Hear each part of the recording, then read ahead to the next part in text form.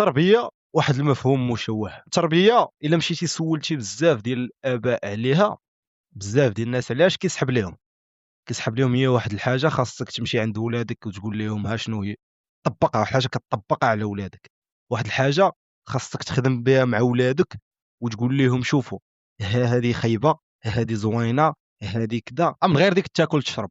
شي ديك تاكل تشرب وراك بخير هذيك حياده.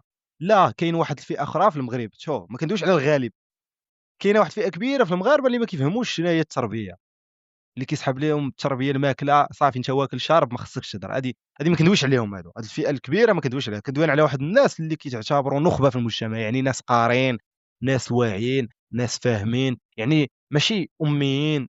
هاد الفئه هذه علاش نهضر عليها كيسحب لها التربيه، هاد الحاجه اللي واحد الدومين تيتقرا، في حين انه التربيه راه ماشي واحد الدومين تيتقرا. التربيه واحد بحال البلان ديال الحريه. كيف ما الحريه واحد الحاجه اللي ما يمكنش توصل لها، واحد النقطه توصل لها، واحد الدومين توصل ليه، واحد الحاجه تعيشها، وراه كذلك التربيه. الا ما كنتيش انت مربي ما يمكنش تربي، الا ما كنتيش مربي على الحريه ما يمكنش تربي على الحريه، الا ما كنتيش انت انسان في الداخل ديالك تعرف تبغي ما يمكنش لك تربي الانسان على الحب. ما يمكنش انت ما كتعرفش تلعب كره ما يمكنش لك تدرب شي واحد يلعب كره. ما كاينش انت ما واحد الانسان لا يتمتع بواحد المجموعه ديال الصفات واحد الحاجه، لان التربيه واحد الحاجه توعاش مع راسك قبل ان توعاش مع ذاك الكيان الاخر، سواء كان ولد سواء كان بنت سواء كان، راه هاد الجوج اللي كاينين. هذه من جهه. دابا الا جينا نديروا واحد التعريف على شنو هي التربيه، شنو هي التربيه، كتبوا لي في كومونتيرات شنو هي التربيه في نظركم، شنو هي الا قلت لك اعطيني واحد التعريف فيت في على التربيه شنو غتكون التعريف؟ يكون في جمله. شنو هي التربيه في جمله؟ العصا واحد قال لك. هذا باي ذا واي الدري اللي كتب لك العصا راه ما كيضحك، راه واخا كيضحك راه ما كيضحكش. انا كنامن بواحد النظريه واش تقدر تكون كاع دراسه حقيقيه، ان اللي تيقول واحد الحاجه بالضحك راه كاين واحد الجانب حقيقي تيحس به. يمكن هاد فلامينغو اللي كتب العصا يقدر يكون هو تآدى من هاد الجانب، ولا يمكن شاف شي حد تآدى من الجانب فولات عنده بحال شي ضحك قالها من لا ما اي حاجه تتقال بالضحك راه كاين واحد السبب علاش تقالت. داري على اجوبه تعطيوني تضحكوني. التربيه عند بزاف ديال المحللين، وما احنا ما نقولوش المحللين، علم الاجتماع مثلا شنو تيقول لك على التربيه؟ ترانسميسيون دي فالور. هاد السكينه عطاتنا جواب لاصق، هي نقل القيم. ولكن هذه واحد اللغه اللي انا ما عنديش معاها. هاد اللعيبه ديال انه نقل القيم، هاد الكلمه ما نفهموهاش، ما غنحسوش بها، راه واخا بالعربيه الفصحى وكذا. انا نعطيكم واحد التعريف بالدارجه. التربيه هي واحد الكونسيبت اللي ما غاديش نعتبره كونسيبت، غنعتبره هو السلاح اللي به المجتمع كيعاود ينتج راسه.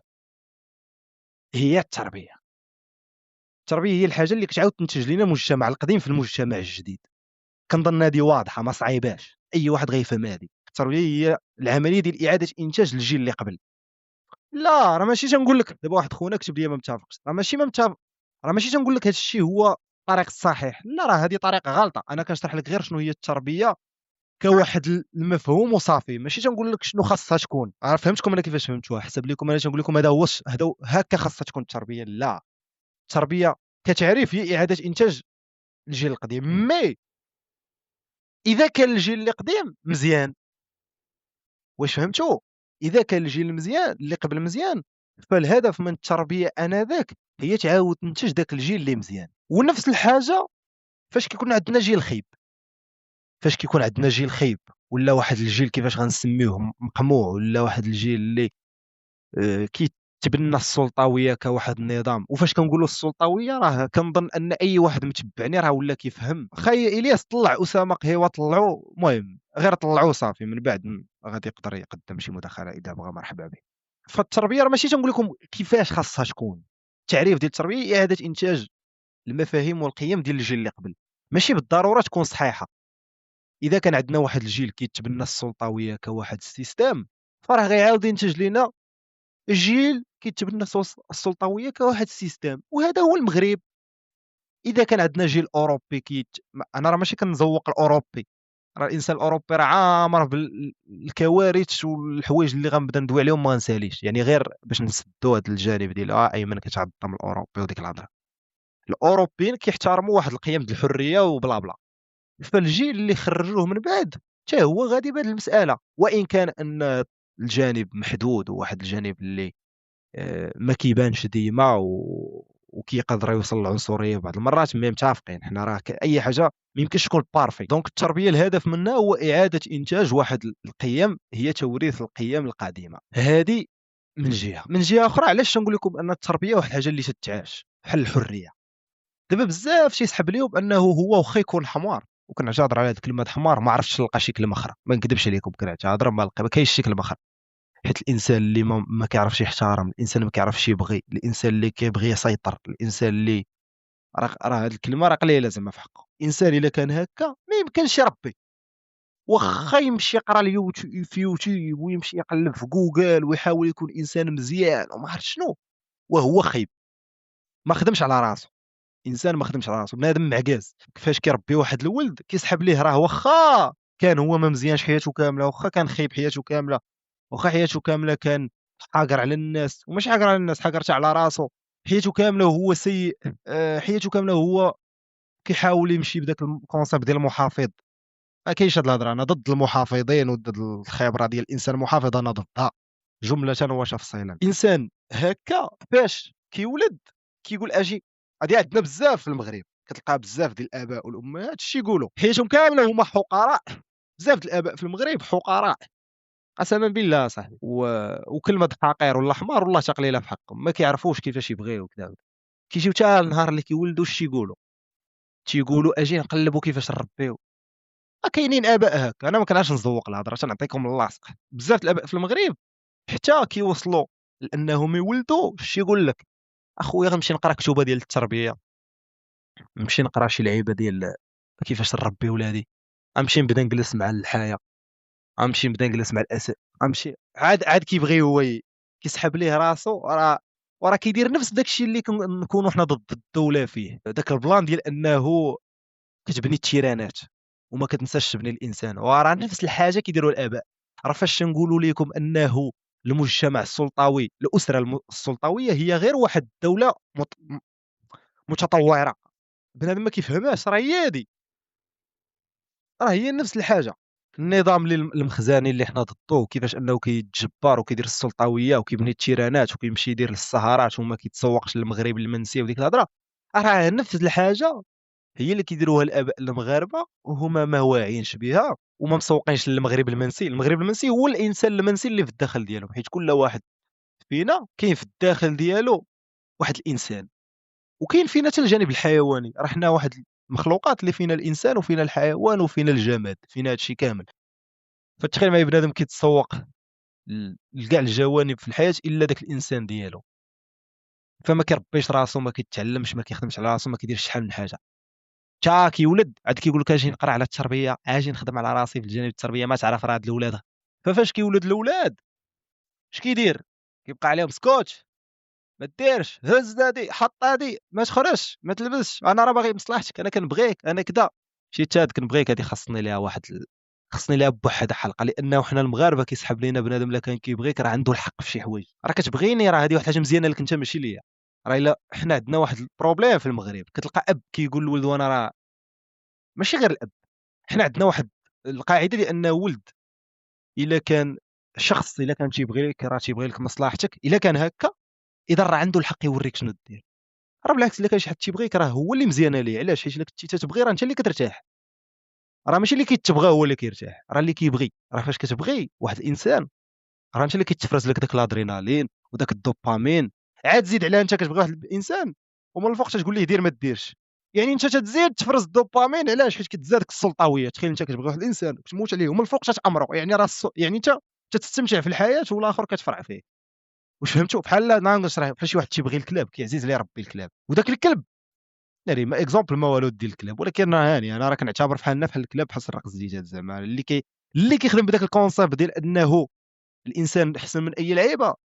شي واحد كيقول لي حاشاك، على دابا الله قال في القران كالحمار يحمل اسفارا، ما الله ما قالش حاشاك مور الحمار. حنا حتى حنا هاد حاشاك، شنو هي حاشاك؟ راه بنادم اللي حاشاك. علاش شكون اللي كيقتل؟ دابا مثلا واحد الانسان بغى يربي كلب، دابا انسان باغي يربي كلب، شكون اللي دابا انت فاش كتربي كلب واش الكلب كيسحب لك فاش شريتيه خارب الضحك وفرحان حيت شريتيه؟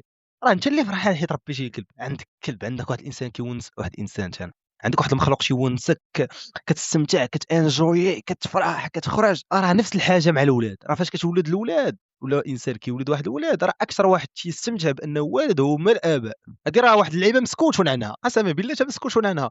وراه الاباء كيستمتعوا بالولاده وكيفرحوا بالحب ديال الولاده وكذا وكذا وكذا وكذا، احسن منك انت اللي محمي بالماكله والشراب والنعاس وهذيك. لا كيسحب ليه الا بغاك راه عنده الحق. ما كاينش هذا. نرجعوا للنقطه ديال التربيه. دابا بنادم كيسحب ليه الا جا عند ولده وبدا كيقول ليه دير ما ديرش، فعل ما تفعلش، كيسحب ليه. هذه هي التربيه. في حين انه لا، لانه الولد راه ماشي واحد الصفحه بيضاء تتعمرها انت كيف بغيتي. الولد واحد الصفحه بيضاء وي، ولكن باش كتعمر؟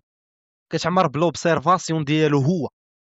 مثلا الا قلتي لواحد الولد اسكت ما ديرش كذا، هو راه ما كيفهماش اسكت ما ديرش كذا. الولد كيفهمها كيدير واحد لوبسيرفاسيون وكي اناليزي وكيخرج منها بحال واحد لاطيز، وكيقول بناء عليها ها كيفاش غنخدم في شحال من حاجه اخرى. مثلا غوتي عليه، هو ماشي تيقول ما خاصنيش ندير ديك الحاجه، هو تيقول حتى انا خاصني نغوت الا طرات واحد اللعيبه. واش فهمتي؟ سواء كنتي صغير، سواء كنتي شاب، سواء كنتي راجل، سواء كنتي مرا، سواء كنتي ما عرفت 40 عام 30 عام 20 عام 10 سنين، حنا راه ما كنفهموش انطلاقا من شنو كيتقال لينا.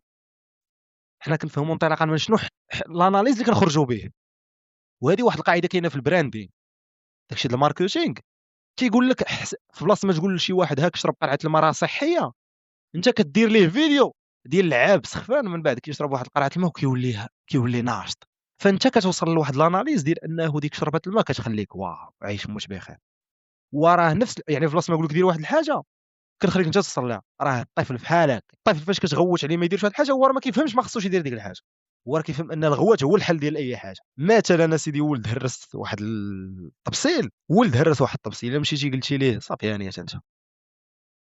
دابا الوالده مثلا حنا فاش كنا تنهرسوا الطباصه فاش كنا صغار والكيسان واي لعيبه، كانت تقول لنا انه راه كيف ما حنا عندنا عمر كنسالي وراه الطبسيل والكيسان عندهم عمر كيسالي. دونك ما كانش مع عمرها كانت فتتفهم انه ما كاينش حاجه سميتها مشكل. صافي فهمتي، ها هي تهرسات زعما راه اما فاش تغوت على ولدك حيت هرس مثلا واحد التبسيط، راه بحال انت ما تحملش ولدك، حيت ولدك راه كيتزاد بواحد اللوجيك. حنا راه مثلا بحال ما تنتسوقوش ليه، وهو انه الولد راه فاهم انه هذاك التبصيل راه ما كيسوى والو. ولدك راه فاهم ان التبصيل ما كيسوى والو باش تعرف. الدري اللي عنده 5 سنين 4 سنين والله حتى فاهم ان التبصيل ما فاش كتغوت عليه هو ما كيفهمش انه التبصيل قيمه كبيره وما خصوش يعاود يهرسو. واخا يخدم بناء عليه، واخا من بعد ما يبان لك ما بقاش كيهرس الطباصل، لا كاينه واحد البارتيه في اللاوعي راه ما كتشوفها لا انت لا هو براسو ما تشوفهاش. فالطفل ما كيشوفش انه ما خصوش يهرس التبصيل، كيشوف انه هو ما كيسوى والو، حيت هو عارف ان التبصيل ديجا ما كيسوى والو. كيبدا يشوف ان غوتي عليه على قبل التبصيل كيقول انه هو قل من التبصيل. بحال هكا تيخدم العقل ديال الدري الصغير. كون كنتي انت كأب خدمتي على راسك سنوات هذه وفهمتي انه راه كاين شي حوايج ما كيسوا والو، ما كاينش لاش نتعصب عليهم، وبغيتي راسك وما بقيتيش في المشاكل، كون فهمتي هذا الشيء راه غتوصل للبلان ديال ولدك ما غتحتاجش تفكر واش نغوت واش ما نغوتش، حيت انت ديجا خدمتي على راسك. دابا هذه هي المساله اللي تنقول لكم ان التربيه واحد الحاجه تتعاش. ما يمكنش انت مع راسك ما كتخدمش على راسك، ماشي انسان مزيان مع راسك، ووالد ولد عاد غتفكر كيفاش غنتعامل في كرسي طاح طبسيل تهرس. ما يمكنش اصاحبي، خاصك انت تكون مع راسك مزيان وداك الشيء كيمشي لراسو. ونعطيكم واحد البلان هربان داخل في النفاق الاجتماعي لدوك الاباء اللي تا كيولدوا عاد كيمشيو يقراو كتب ديال التربيه كيسحب ليهم راه واخا حياتهم كامله وهما حمير راه يقدروا يجيو حتى الاخر عاد يعرفوا يربيو. شي ولدك الا مشيتي خدمتي معاه بهذا الكونسيبت غيلاحظ النفاق الاجتماعي، غيلاحظ كيفاش انك فاش كتهضر معاه في القرايه كتهضر بواحد الحديه وكتحاول يجب ان تدرس وديك عرفتي ديك الخطابات اللي كيكونوا نخبويين ولكن قباح. ما عرفتش فهمتهم ولا لا. كيكون واحد الخطاب نخبوي يعني فيه لغه فصيحه ولكن قبيح. خاصك تقرا راه القرايه كذا كذا، ومن بعد كيشوفك فاش كيتماركا شي بيت على فرقتك كتغوش واش تقدر تهرس. كيلاحظ انه انت منافق، كيلاحظ الولد ديالك انك انت منافق. علاش؟ حيت انت ما خدمتيش على راسك ولكن خدمتي على انك كيفاش تبدا تهضر مع ولدك. فكيلاحظ انك منافق. يسحب لك ولدك تيولي يقول لك علاش كتنافق شي ولدك لا كان لا قالها لك خاصك تحمد الله وتشكرو حيت عندك ولدك فايق. مي راه الاغلبيه د الولاد الدراري الصغار ما كيخدموش هكا. الدراري الصغير فاش غيشوف منافق ما غيقولش انه هذه العمليه خيبه، غيقول ان هذا النفاق هو اللي صالح، فكيولي حتى هو منافق. وهاد اللعيبه كنت قلتها في واحد البودكاست دزت فيه مع حمزه فاضل، قلت شي انه حنا ديما تنبقاو نمثلوا على ولادنا، حنا ديما الاباء تيبقاو يصوبوا واحد الكاركتر على ولادهم وكيبقاو يفرضوا عليهم، والابناء كيبقاو ينافقوا حيت تعلموا النفاق من ولادهم، وهذا وهذا وهذا وهذا حتى كيولي عندنا مجتمع كامل منافق. فكي فكيولي من بعد كلشي منافق. وهاد المنافقين كاملين اللي كيولدوا لينا المنافقين هما اللي من بعد كيجي كيكتب لك شي كومونتير ما عنده حتى شي معنى وكيسحب ليه راسو ما عرف شنو، ويقدر يسب شي واحد في كومونتير ولا يسب شي وحده غا حيتاش مثلا ناضت. دابا انا عرفتي راه كيهرب ليا دريه تلقات فيديو وبدات كدانسي مع موسيقى، ناض واحد سبها في كومونتير. تخيل بنادم كيتعصب الا شاف شي واحد كيشطح. تخيل دابا انا بغيت نعرف كيفاش خدام البادي، الجسد ديال الانسان اللي كيشوف واحد شطح تيتعصب. هادي باقي ما فهمتهاش، هادي باقي انا ما فهمتهاش. كنحاول دابا انا عندي واحد القدره صراحه، عندي واحد القدره ديال انني كنعرف نحط راسي في بلاصه الناس. هادي ما فهمتهاش كيفاش تعصب الا واحد شطح، حيت ما يمكن ما فهمتش. ولا دوك اللي كيسبوا في كومونتير، عمري في حياتي سبيت شي واحد في كومونتير من غير لا سبني نقدر نسبو. ولكن تخيل تسب شي حد في كومونتير، علاش غتسب اصاحبي؟ دابا انا كنعطيكم دي زيكزومبل من الميديا غير حيت حنا كاملين في الميديا. شطحت انت والله الا شطحت انت وحق الله. المهم راه كنقرا لكم الشاطه باش تعرفوا يعني هذه الحلقه علاش قلت لكم مميزه، حيت نهضروا على التربيه وفي نفس الوقت تكتبوا لي بلاناتكم، يعني كاين واحد الاخذ والرد. فالبلان ديال التربيه حالها كحال بزاف ديال الحوايج، التربيه، الحريه، الرجوله، آه، كيف ما بزاف ديال القيم اخرين. ما عندهمش واحد ديفينيسيون الا مشيتي عليها راه صافي وصلتي للحريه، راه لا وصلتي للتربيه. ما كاينش هاد اللعيبه ديال التربيه. كاين واحد الانسان بنى راسو. دابا الا مشيتي دابا كاين واحد البلان في المغرب، كتلقى واحد الناس النيه في المغرب، كتلقى واحد الناس النيه لدرجه تقدر تكون حمار حداه وهو يبان لك مصرفق. كاين الناس هكا تيكونوا مكلمنين شويه، تيكونوا ولاد عائلات كذا غنيه، في الحقيقه كيكونوا برجوازيين. عرفتي هاد الناس كيكونوا نيه.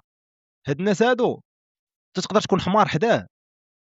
كنقولوا لهم حنا كيليميني في الاحياء الشعبيه، تنقولوا لهم كيليميني، رغم ان كيليميني جات من ديك اكل مني، زعما كلا ليا رزقي حيت باه ملعق ودا ليا فلوسي انا راه دا ورزق البلاد. من هنا جات كيليميني، اكل مني. ما علينا نحيدوا هاد كيليميني. مي حنا تنقولوا لهم كيليميني. هاد الناس هادو تلقاهم نيه مثلا لدرجه بعض المرات تكون حمار حداه، تقدر تكون انت ظالم وهو ما تيفهمش علاش انت ما تيفهمهاش، ما تيفهمش ديك انت حماريت. عرفتي كتلقى هاد الناس هكا. واش كتفهموني على من كنهضر؟ مثلا اللي قرا في بريفي، انا كنت قريت في بريفي وكنا حنا قلال الدراري ديال الاحياء الشعبيه، واغلبيه اللي قراهم معنا كانوا هكا مكلمنين، فهمتي، ناس نيات بزاف كاع. لدرجه انت الا كنتي درتي شي حاجه مبرهشه حتى ما تيفهمهاش. وراه هاد الناس مربين على واحد اللعيبات هو ما يحتاجش يفهمها، راه هذيك هي الحريه. حيت هو عارف انه ما من حقوش يجوجيك، هو مربي عليها.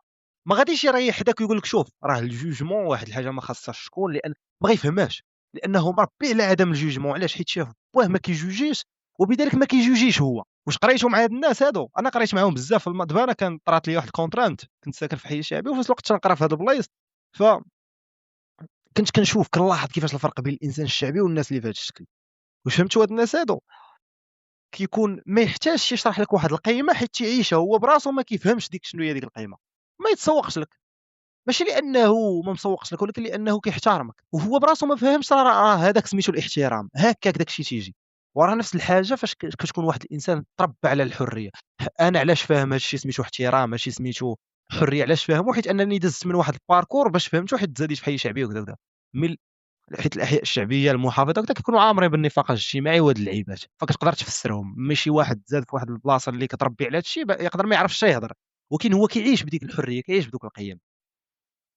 ف هادشي تنقول لكم، فاش كتكون واحد الانسان مربي، ربيتي راسك، حيت ماشي ضروري يربيك شي واحد، ربيتي راسك على واحد القيم، ربيتي راسك على واحد الاحترام، ربيتي راسك على شي حوايج، ما تحتاجش تبدا تقول لبنادم شوف راه هاد اللعيبه سميتها الاحترام، خاصك تكون هكا. لا، راه انت الا كنتي محترم ولدك تيحترم على راسو وعلى راسو، ما تيحتاجش يكون محترم.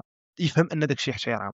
اما الا جيتي قلتي لي شوف راه هذا سميتو احترام، ولكن هو اناليزي انك انت براسك اللي اب ما كتحترمش، هو كياخذها كنفاق اجتماعي.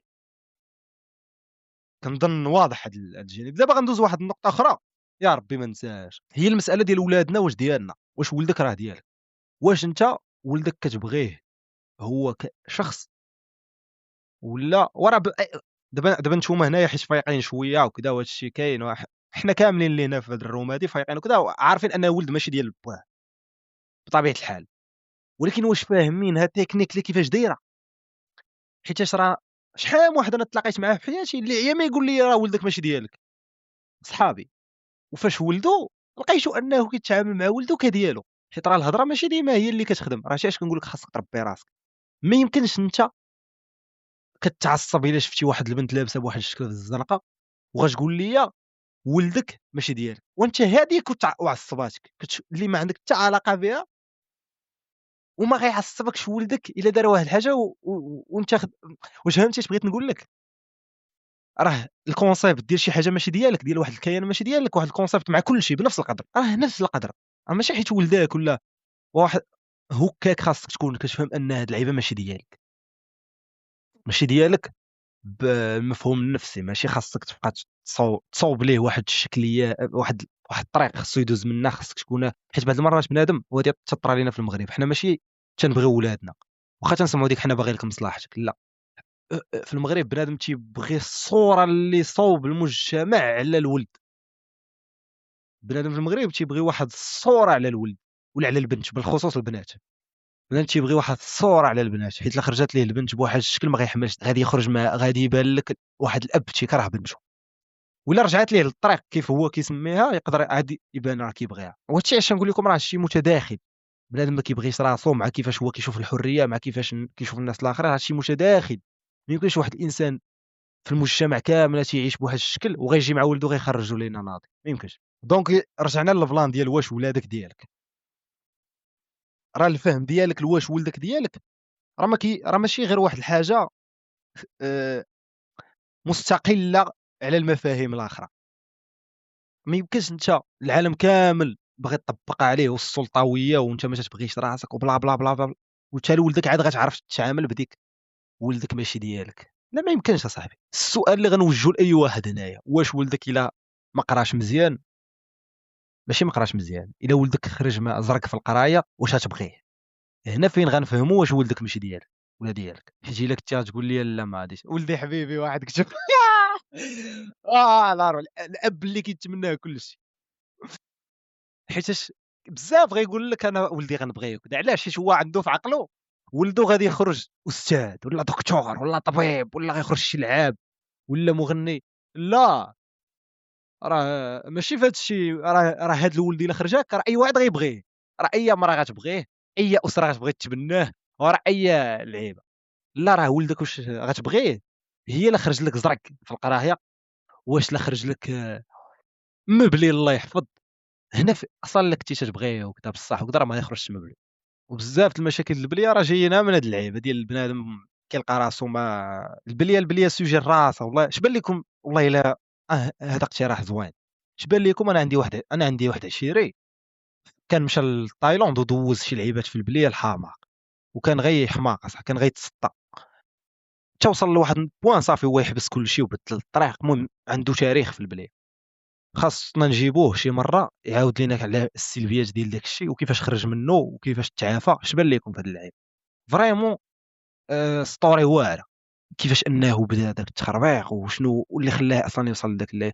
كاين واحد النوع ديال البنات والدراري اللي قرايه تلقاهم قرايه وناجحين وكذا، وتتعطى واحد الصوره ديال والديهم انهم عرفوا يربيو. لا صاحبي، انا ضد هاد المقوله هذه. ماشي الولد اللي خرج قراي ولا خرج سيريو سكوتي وكذا راه بصح با عرف يربيه. لا، كاين اللي ولده من كثره ما باه ما تيبغيش، ومن كثره باه تيبغيه غير فاش كيقدم واحد الحاجه هو فهم ان خاصو يقدم واحد الحاجه باش يتبغى، فولا قراي. وهذه راه ماشي كنهاجم القرايه، بالعكس لا، هو اللي باه تيبغيه. لا راه ما كاينش هاد الهضره. اسامه اخي، ما فهمتش واش زعجناك اخي اسامه. اسامه اللي كنتي كتسمعني مرحبا بك عندنا. ما كرهتش تعطينا الراي ديالك في التربيه، بغيت نسمع راي اخر على عن التربيه وسيرتو من شخص بحال اسامه. على أي هذيك القفزة منين كيديرها شي اكزومبل من أبناء الأحياء الشعبية على المستوى المعرفي، أنت هو الفأر ديال التجارب فيما يتعلق الجانب التربوي، بمعنى إلا ما انطلقتيش من راسك أنت بداية أنك كتفكك. ديما كنهضر على المسألة التفكيكية ولا الفوكوية، أن الفوكو كيف درتي أنت في الفيديو، فوكو من أحد أبرز المناهج، عنده أحد أبرز المناهج التفكيكية. وانا اللي كنفكك انا راسي شنو هما الاشياء اللي كان من المفروض الوالدين يعلموها ليا وما تعلمتهاش، بينها كيفاش كتعامل مع الخطا. بطبيعه الحال ما بالضبط، وي وي. علموناش والدينا، ما علموناش، غتسلخ، كتهرب عند جدك، كدير عندها اللجوء، الا كانت عندك ما كانش عندك راه غادي تفرشها. كذلك فيما يتعلق مساله ديال التعلم، الاخت اللي طلعت قالت لك غادي تحبسوه. اسد عليه، ما كاينش الضحك، الشمس ما يشوفاش، ما يخافش من الاعتقال هذا. الطفل هو ضد. دابا اش كنقول لك، دابا انا اجد مشكله عندما اتواصل مع الجنس الاخر، انه مازال ما عندوش تصور ولو نظري على العالم فيما يتعلق المؤسسه الزوجيه، فيما يتعلق الجانب ديال التربيه. لهذا النموذج الماليزي اش دار لهم واحد البيرمي ديال في الزواج. شنو هذا البيرمي؟ غتدخل والديك كدير واحد التكوين 6 شهور، رجل والمراه، فهمتي، كيدخلوا كيديروا واحد التكوين، ما كتبقاش تبان لهم ديك الحياه الزوجيه، داك الغراميات والحميميه اللي كاينه في الريلات لا غتدخل من هنا تلقى فيها ليكوش، وغتلقى فيها الولد كيغوات ومنك ما يعيش مزيان. سحب ليه العالم غيدخل بنتيرست. غيدخل يتزوج يلقى راسو في بنتيرست والموسيقى مطلوقه. المهم داك اللحظات هي كتسرقها، لكن ماشي هي الجو العام. الجو العام هو غالب عليه الحس ديال المسؤوليه ولا المسؤولياتي، وانت كتبقى انت وداك السيده اللي كانت بيناتكم واحد العلاقه غراميه نوعا ما ناضجه، كتبقاو كتسرقوا لحظات ليكم. قلت لك انا شنو داروا لهم داك الجواز. هي شهاده وانا كنسميها جواز. الا ما كانش عندك اه ما عمرك غادي تزوج، والله لا تزوجتي في ماليزيا حتى تجيب داك الشهاده. فهمت. وهذا الشيء الا مشيتي عندهم تلقى ما عندهم ما عندهمش طلاق بزاف. فهمت. على اين ولكن هذه سير كمل، اسمح لي قاطعتك، سير كمل. المساله ديال انه غادي تسدي على ولدك، هذا ارتكاب جريمه في حق الطفل، لان الطفل خصوصا الذكر، هما بجوج بهم، ولكن الذكر منين كتقطع له البزوله وكيبدا يمشي، التدين كنقول نسيت راسي تحملني في الدار، منين هاني كتقطع خذ عليه راحتك، راه عضو بحال قلتي ودنونيف. المهم على سير المعذره. كمل. بلا ما تضحكوا، طبعا كلهم كنطلع لهنا سير كمل حتى انت مزيان. حسن المايك. قلت لك ملي كتقطع عليه التدين، اش كيوقع هو ان الطفل من طبيعته كيبدا ينمو العضلات والمفاصل ديالو كتبدا تنمو، الجانب البيولوجي فيه. الطفل كل ما زاد كبر عنده الجانب البيولوجي، كل ما زادت عنده الحركيه في البيت، اللي حنا كنقمعوها وما كاين غير الصليخ وجلس وتعطيه، ولا ما بغاش يجلس الولد عندي حركي وكذا. هذاك راه هو اصلا تحول بيولوجي عنده، هو تحول بيولوجي وكيرفع لا هاد اللعيبه تضحكني، كتلقى هكاك كتقول لك انا راه ولدي حركي، كيقولوها بزاف بصح. وباغي يجلس، كاين ما كانش حركي باغي يجلس ويتفرج ويقرا لك مقدمه ابن خلدون ولا راه خاصو يكون حركي. هو راه خصو يكون حركي. الا ما كانش حركي راه الولد راه ماشي هو هذاك، راه خصك تمشي دير عند الطبيب. بالضبط. هذاك الولد منين يكون حركي انت اصلا واش مؤهله يكون عندك الخاطر؟ ما غاديش تقدر تادابطي مع الحركيه ديال الطفل، لان الحركيه ديال الطفل فيها كل يعني يدير الكوارث، يشير، يضرب، ينقز، جالس انت يطرون يدير لك شي حاجه خارقه للعاده، يهرس لك التليفون، انت شي ايفون 15 برو ماكس، وانا غنسد عليه نطبطب عليه نديرو منين يهرس لك 17 برو ماكس. راه بالضبط. هنا فين كيبان واش انت راه قادر تربي. اخويا ايمن، هاد المساله ديال ان الطفل كيوصل تكون مدرك للتحولات اللي كيعرفها الطفل، كيف قلت انا في النموذج الماليزي، ولا انت قريتي على المستوى النظري المراحل اللي كيخضع لها ولا اللي كيعرفها النمو ديال الطفل، ولكن ما غادي دير والو، ما غاتعرف دير والو، لأنك ما عندكش فأر تجارب. منين كنفيقوا ولا بداو نوعاو براسنا، كنكونوا حنا هما الفأر التجارب ديال راسنا. أي حاجة كتقراها كتولي كطرحها على راسك. ما يمكنش تكون قريتي شي نظرية ولا ملي كنتي كتقرا الإنسان المقهور ديال مصطفى حجازي كتقول هذا كيهضر عليا أنا. فما تبقى كتقول هذا كيهضر عليا، هاد النويطة قالها ليا طوي. أنا. حنا كدير ديك اللعبة ديال الإصلاح. أنا كأسامة كنهضر على راسي ما تربيتش، ما تمت الرعاية ديالي. فكنت مطالب وأنا كنقرا على جانب التربية ولا على عالم التربية، أنني كل تلك النظريات غادي نوقف عليها مع راسي.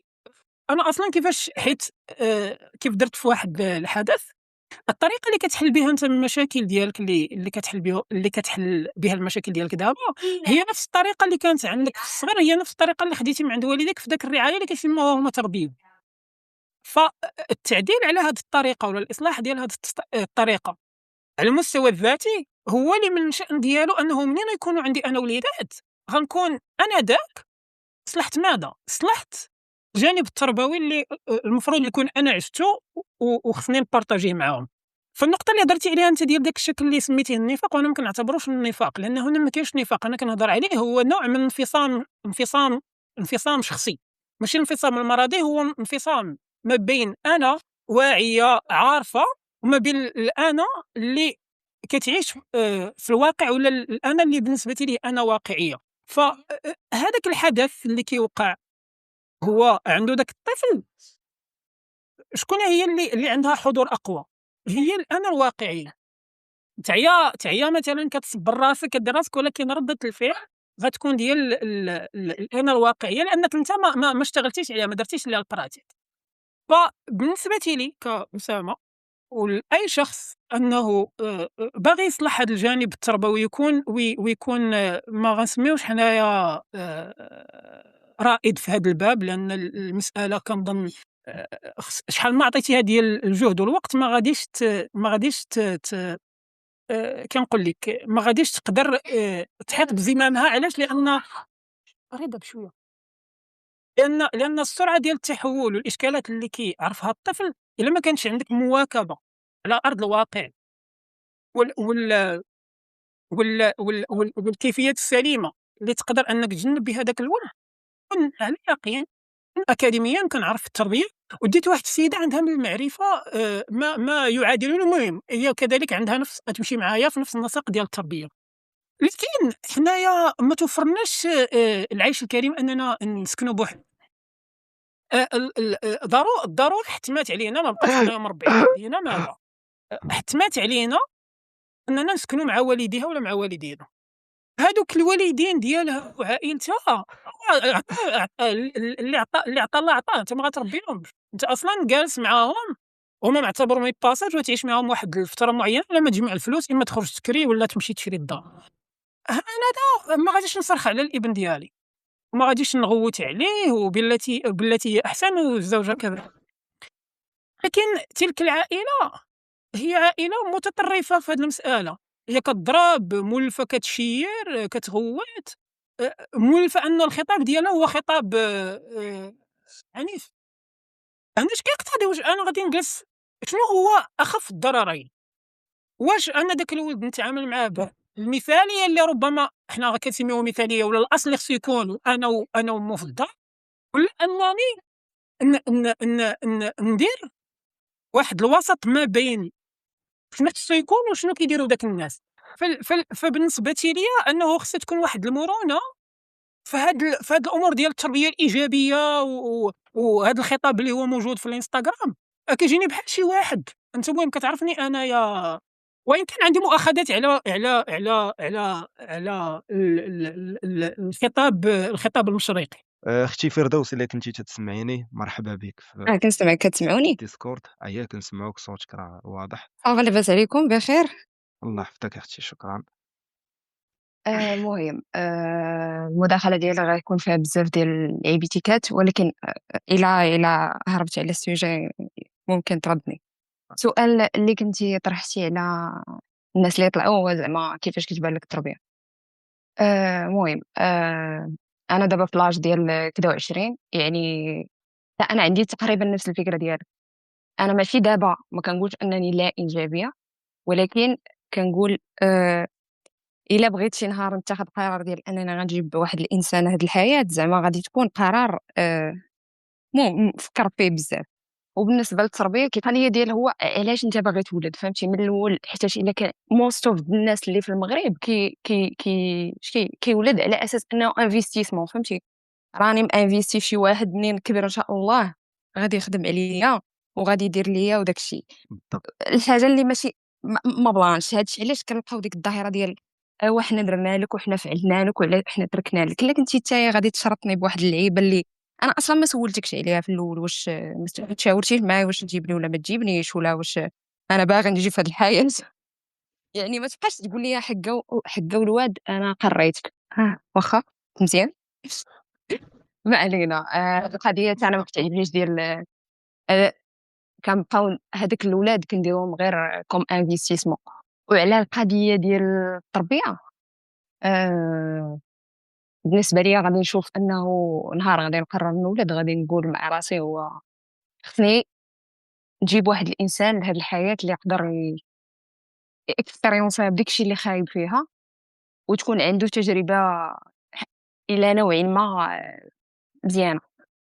وكيفاش هادشي هو انه غادي ور دابا ما كنشوفش راسي قاده على هاد اللعيبه هادي، حيتاش I'm not ready.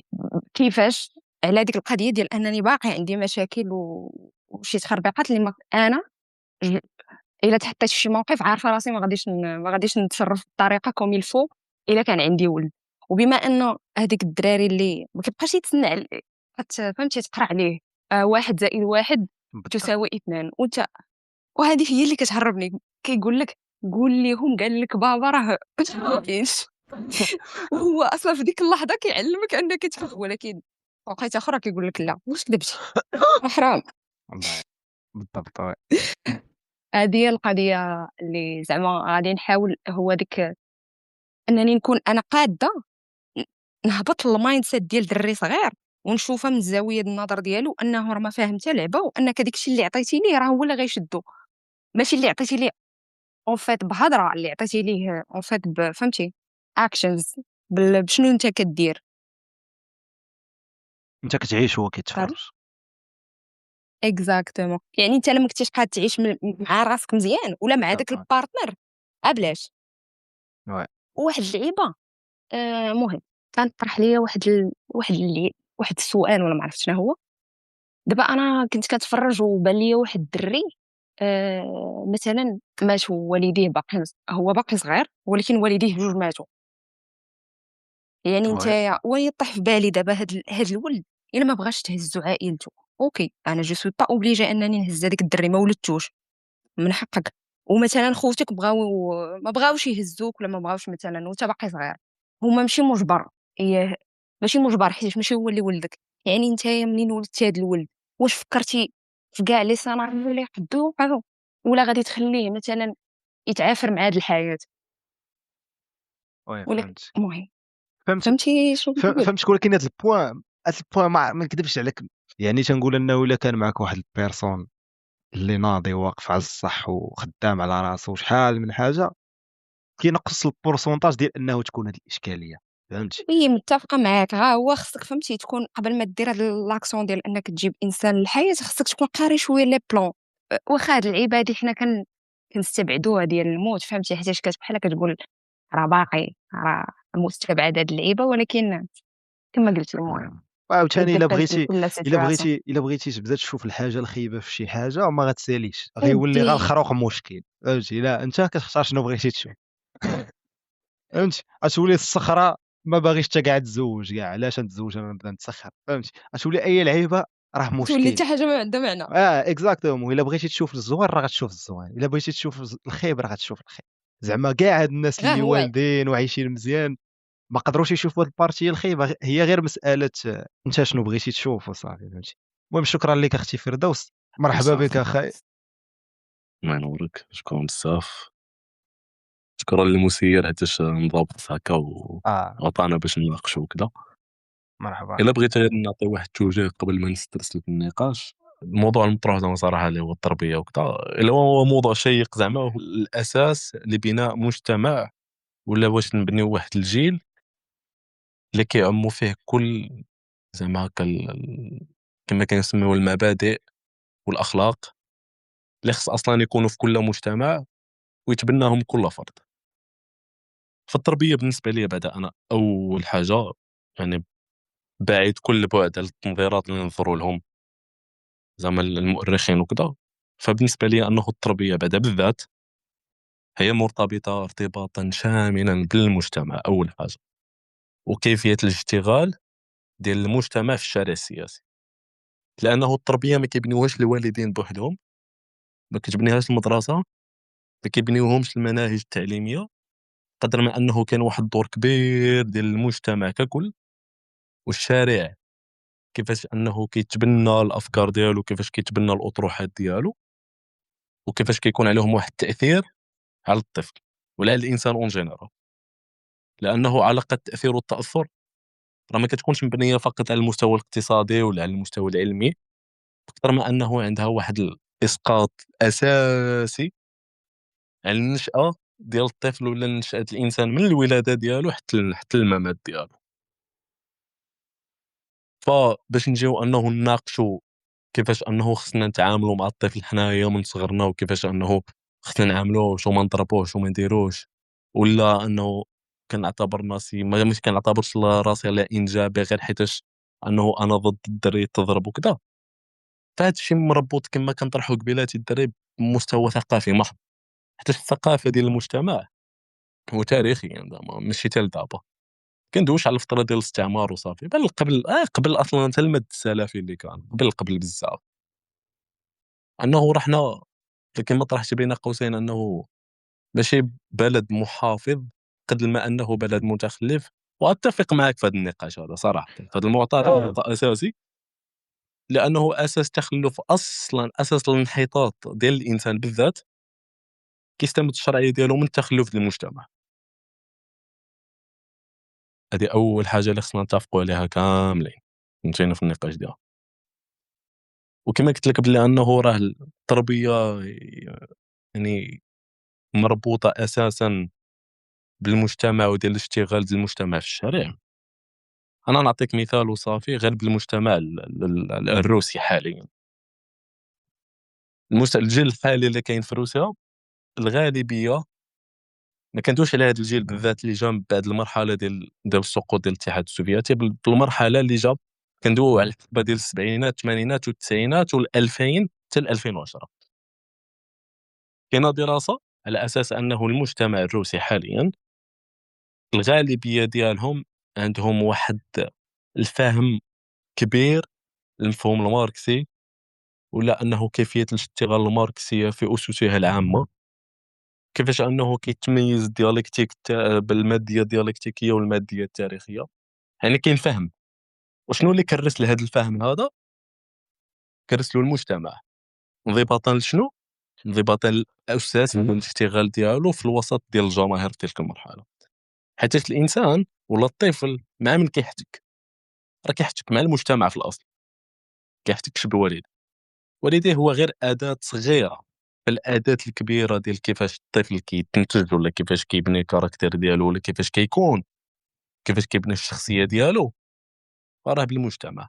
لانه حتى شي واحد فينا دابا حنايا كاملين هنايا واجزم بها انه حتى شي واحد فينا حاليا ما اكتسب هذا الفهم هذا للواقع وكذا غير من خلال والديه، الا قله قليله اللي كيكونوا والديه في الاصل كيتبناو اليسار الثوري، غادو قله قليله وانا منهم فريمون صراحه. اختي ضحى كتسمعيني؟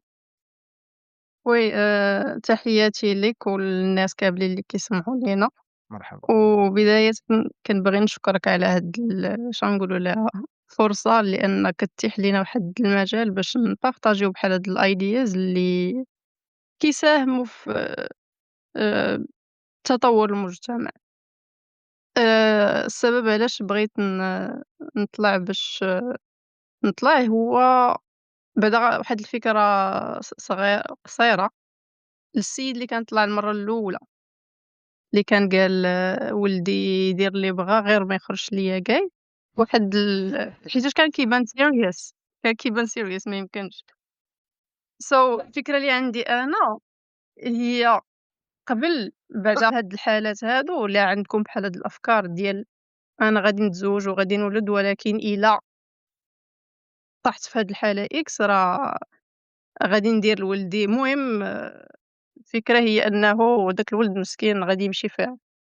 غادي نقول لك دير pause قبل ما أنك تمشي تتزوج، غطرح على راسك بزاف ديال الحالات، إلا لقيتي راسك ما غاديش تقدر تجيريهم بواحد الطريقة اللي تكون صحية لداك الولد، ساهلة ما تزوجش المرة الأولى. بالضبط. أنت براسك مازال ما عارفش كيفاش غادي تتصرف في واحد الموقف، وغتقول حتى يطرا وديك الساعة ما عرفت شنو قال لك الجهاد ولا ما نعرف. فوالا ديال الأيديا اللي بغيت نقولها. المهم شكرا لأي واحد عطانا وقته، شكرا لأي واحد كان معنا منذ بداية الجلسة. اللي ما حضرش دابا راه إلياس راه عنده البروفيلات وكذا، راه غنبداو بهم في الجلسات الجاية. فهذه هي الجلسة ديال اليوم، تهلاو ليا في راسكم. وشكرا لأي واحد كتب كلام زوين، راه إنسان أنا، يعني أي واحد كتب شي حاجة زوينة راه تتفرحني، كيف ما أي واحد كتب شي حاجة خايبة راه تتقلقني. تهلاو ليا في راسكم، نتلاقاو في الجلسات الجاية. العز بكم، بونوي.